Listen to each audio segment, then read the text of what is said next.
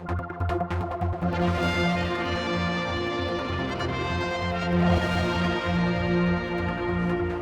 at the Claremont Hotel, and there's going to be a presentation going on here tonight. Anyone's invited, especially accountants, I guess, and people who want to commit to their business and move it forward.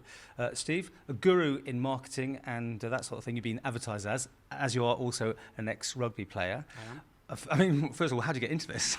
Yeah, good question. Well, I was fortunate enough to play rugby when it was amateur and when it was professional. And so we had to have a career, as everybody else did, to kind of fund our lifestyle at the time. And rugby, at that time, I was playing for Leicester Tigers. And Leicester, although they were probably one of the richest clubs in the world, they paid us 8p a mile petrol expenses. Didn't matter who you were. So certainly rugby wasn't making us any money. So I was a sales and marketing director for a large commercial insurance broker at the time, and then rugby went professional in 1995. I was 27 at the time, so I wasn't a young whippersnapper like Martin Johnson, Austin Healey, Will Greenwood, the likes of England players like that. So I knew I had to kind of set myself up. You know, I had probably 3 or 4 years left, which is actually what I had left. So I set up a marketing consultancy literally a few weeks after the game went professional. So that's how it all started. So, coming to the Isle of Man, I know you've done some work with Harding Lewis before. You've done a book together, haven't you, for instance, with Andrew? I mean, is this leading on from that?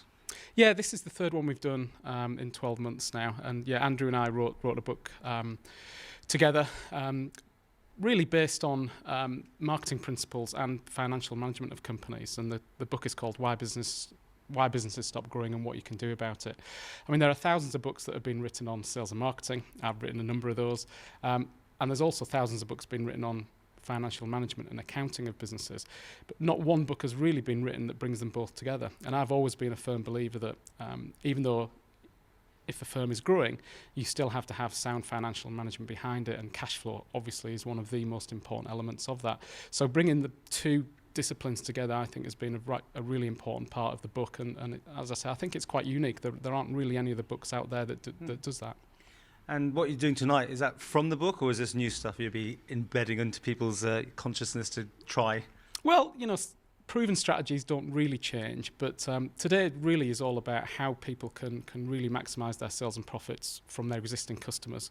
The previous two seminars the first one was all about how businesses can generate more and more inquiries into their business. The second one was then how do they convert a high percentage of those inquiries into customers. And then this third one in the series is basically, okay, once you've got your customers, how do you then ethically extract as much sales and profits out of those customers in a way that makes them feel really happy about the business? And it's actually very easy to do, yet most businesses neglect this side of their business. I guess you're very busy doing these talks. Yeah, we're fairly busy doing the talks. We do like coming over to the Isle of Man. It's good fun. We like the island. The people here are really, really friendly. But yeah, we're busy all year round doing things like this, and obviously we have a business to run at the same time. So yeah, but I really enjoy this side of the business.